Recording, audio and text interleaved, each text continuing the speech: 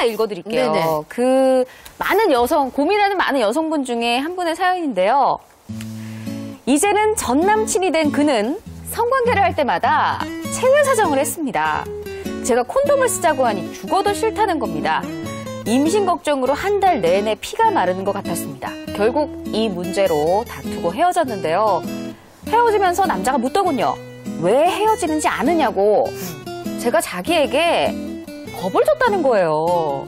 넌 내게 임신에 대한 부담감을 줬어. 네가 실수한 거야.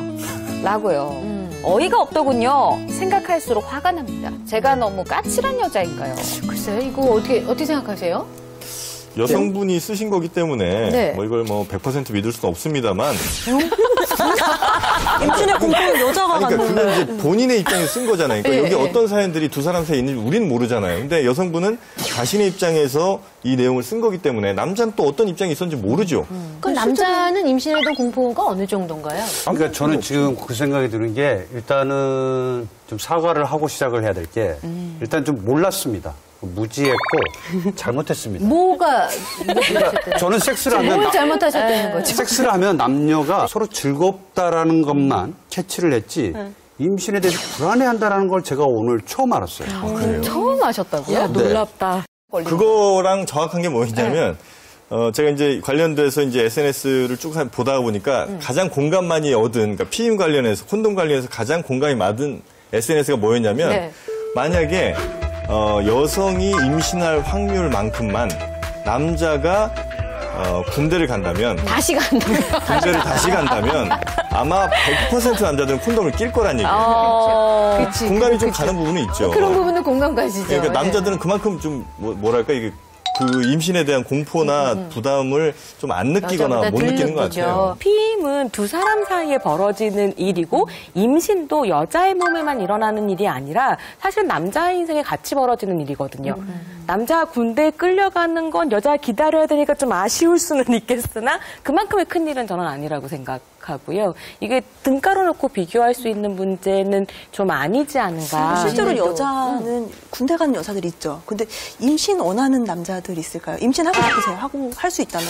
군대 간 여자가 있습니까? 군대 가는 여자가 여분 아니 있잖아요. 그건 이제 직업으로서의 군대를 선택하는 거지. 근데 사실 의무로 가는 사람이 이게 없죠. 진짜로 전 그 징병에 가는 그 공포와 남성들이 여성이 임신하는 그 공포를 사실은 서로 절대 이해하실 수 없다고 생각해요. 다시 태어나서 다른 성별로 살아보지 않는 이상 사실은 그렇죠. 저는 모를 거라 생각해요. 100% 임신의 그런 걸 못 겪어볼 거고 그렇죠. 네. 이 여자도 사실은 절대 모를 것 같아요. 근데 저는. 이게 약간 섞여 있어서 좀 헷갈리는데 이게 혼전 관계를 성관계를 얘기를 하는 건지 아니면 결혼 후에 부부 관계에서의 피임에 대해서 얘기를 하는 건지 그거는 나는 중요하지 않은 것 같아요. 그냥 피임인 거죠. 왜냐하면 임신 공포감을 얘기를 했기 때문에 제가 말씀을 드리는 거예요. 임신 공포는 결혼 전이나 결혼 후나 마찬가지예요. 그러니까 결혼 후에도 지금 더 아이를 낳을 수 없는 형편이거나 몸이 힘들거나 그리고 일해야 되는 그런 여자들도 있고 그러니까 결혼 전이나 결혼 후에나 임신에 대한 공포는 늘 있어요. 그렇지만 그런 거를 이제 얘기를 못 하는 거죠. 남편이나 애인에게. 그러니까 우리나라에서 여성 낙태가 되게 많잖아요. 우리 남자들이 한국 여성 욕하면서 여자가 낙태 세계 1위, 들결에 막 이러는데 실제로는 콘돔을 안 쓰는 이기적인 문화가 있다는 거니까 남자가 얻는 이익에 비해서 여자가 보는 손해가 너무 많이 크기 때문에 이거는 비교할 만한 게 아닌 것 같아요. 그러니까 남자가 그것도 안 하려고 하느냐, 콘돔도 안 끼려고 그러냐. 이렇게 남자한테 자꾸 이렇게 뭔가 하려고 그러는데 여성분들도 남자들의 콘돔만을 강요할 것이 아니라 여성분들 스스로도 피임할 수 있는 다양한 방법들 가운데 할 수 있는 게 있다면 좀 노력하는 것도 저는 괜찮은 일이라고 봅니다. 남자 피임은 콘돔밖에 없잖아요. 거의 하나. 근데 여자 피임은 왜 이렇게 여러 가지가 있는 줄 아세요? 다 나름의 부작용과 불편함이 있기 때문이거든요. 그러니까 남자 콘돔처럼 또 한 가지 좋은 게 있으면 여자 전부 그거 쓸 텐데 이거는 이래서 문제고 저건 저래서 문제예요. 그래서 안 하는 거예요.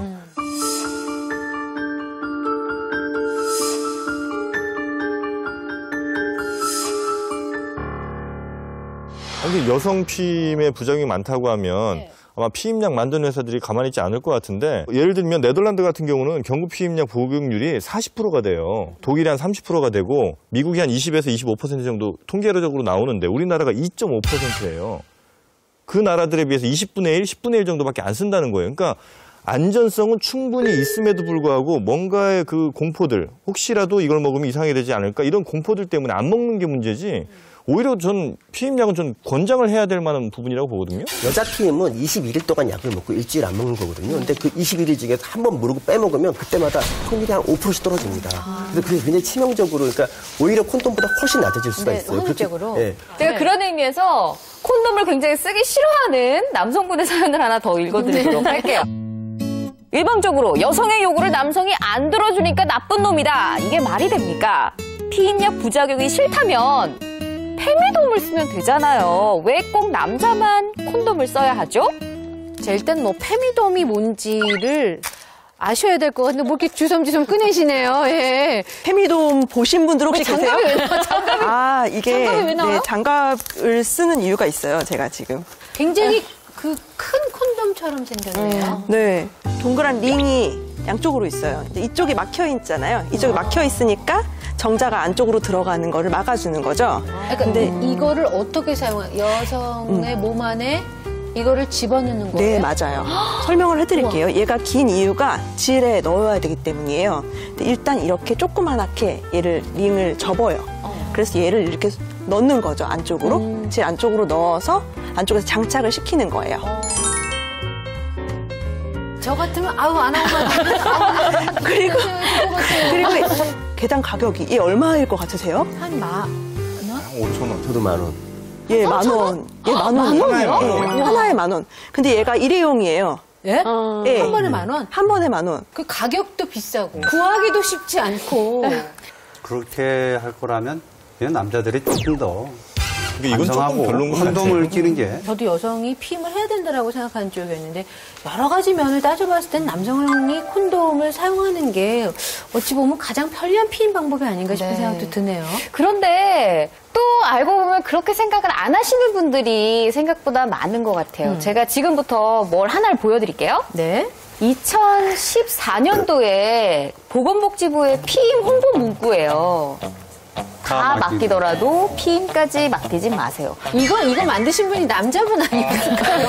약간 좀 그런 느낌이 들어요. 된장녀의 김치녀 이미지를 넣어서 니들이 봐라 남자들 밥도 사달라고 그러고 가방도 사달라고 그러고 백도 사달라고 그러고 하는 와중에 콘돔까지 끼라 그러니? 라는 식의 메시지를 사실 가지고 있다는 점에서 실제로 되게 문제적인 거죠. 수상할 것만이 아니라 다 맡기더라도 피임까지 맡기지 말자. 즉 여성들이 좀 알아서 하는 게 차라리 믿을 수 없는 이 남성과의 관계에서 불가피하게 벌어진 이런 불행들을 좀 막자는 의미로 저는 메시지는 괜찮은 것 같은데요. 사실 남자들이 다 맡아주진 않거든요. 그래서 저는 오히려 저걸 보고서는 아 이제는 피임까지도 다 여자한테만 맡기려고 하는구나라는 생각이 피임까지도? 들었어요. 네, 피임까지도. 사실 한국에 피임이라는 것이 들어오기 시작한 것은 국가주도의 산하 제한 정책으로부터 시작이 되었고 둘만 낳아 잘 기르자. 하나만 낳아 잘 기르자. 네. 근데 하나만 낳아 잘 기르자 했는데 그 남아선호 상황 때문에 자꾸 아들 낳으려고 더 낳으니까 뭐 잘 키운 딸 하나 열아들 안 부럽다. 이런 식으로 이제 표어가 계속 바뀌거든요. 자꾸 낳다 보면 거짓거를 못 면한다. 많았어요. 네. 맞아요. 그러니까 그런 식으로 해서 사실은 그러니까 임신과 출산이라고 하는 것을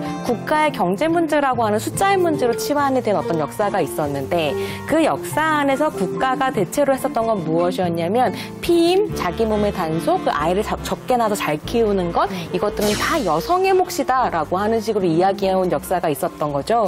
여성은 약 먹는 정도로 끝났습니다만 남성은 수술을 당했어요. 그러니까 지금처럼 아주 첨단으로 조금만 째는 것도 아니고 꽤 넓게 째서 정관 수술을 했단 말이죠. 그러니까 남성에게 행했던 폭행은 훨씬 더 여성보다 강했다는 거예요. 그러니까 그런 것이 오히려 남성에게 더 폭력이었지. 그러니까 저는 이게 이야기가 사실은 남성과 여성이 나뉘어서 누가 피임을 한 해로 가야 되는 게 아니라 이런 얘기 나와야 된다고 생각하거든요. 제가 얘기하고 싶은 것은 국가의 어떤 정책이 사람들의 그러니까 생각을 만들어낸다라는 거예요. 뭐 얘기가 너무 이제 뭐 나라 정책까지 이렇게 왔습니다만 이건 남자 여자가 같이 풀어야 되는 숙제이기 때문에 어느 한쪽이 잘못된 것 같진 않아요. 지금 제가 말씀드리는 거는 피임은 같이 하되 어느 쪽이 더 효율적이고 어느 쪽이 더 경제적인가를 생각해 봤을 때는 가장 간편한 방법은 콘돔이 아닌가 싶어요. 네. 그래서 여성들의 피임약이 이렇게 방송에 나오는 것처럼 남성들의 콘돔 광고도 나와야 저는 공평하다고 봐요. 일단 그러면 우리가 그 피임약 있잖아요. 우리나라 그 피임약 광고를 저희가 한번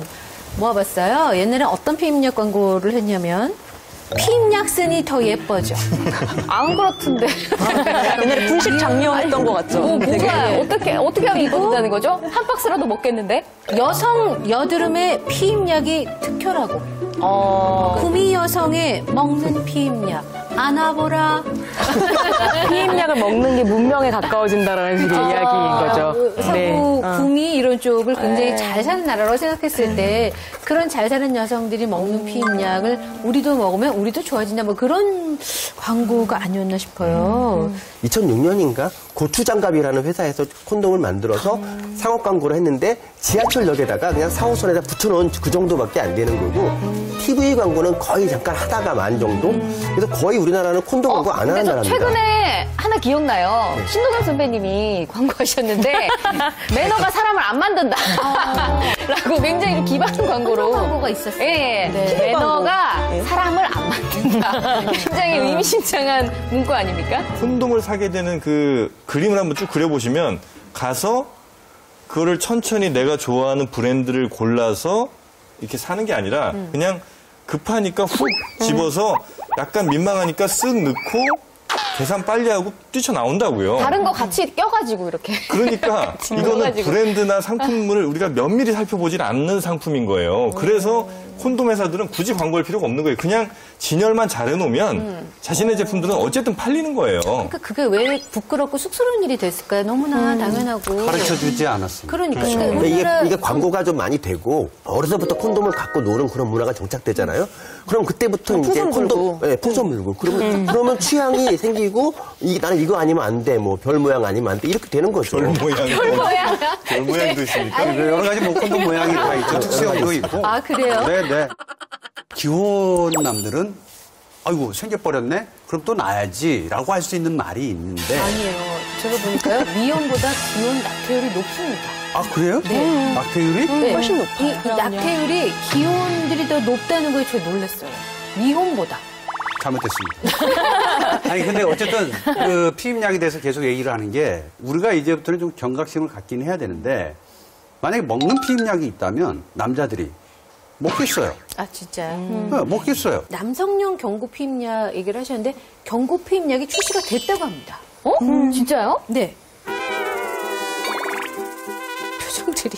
그래요? 그러면 안 먹어야 돼. 좀 전에 생각은 좀 반대로 하겠습니다. 네. 없는 줄 알고 얘기했는데. 뉴스를 한번 보세요. 아, 진짜로요? 네. 어머. 남성용 경구 피임약이 국내에 출시돼 화제입니다. 영국 울버햄프톤대 연구팀에서 장기간 연구 끝에 개발에 성공한 이 피임약은 장기간 복용해야 하는 여성 피임약과는 달리 성관계를 갖기 몇 분 전에만 복용하면 피임이 가능하다고 하는데요. 와.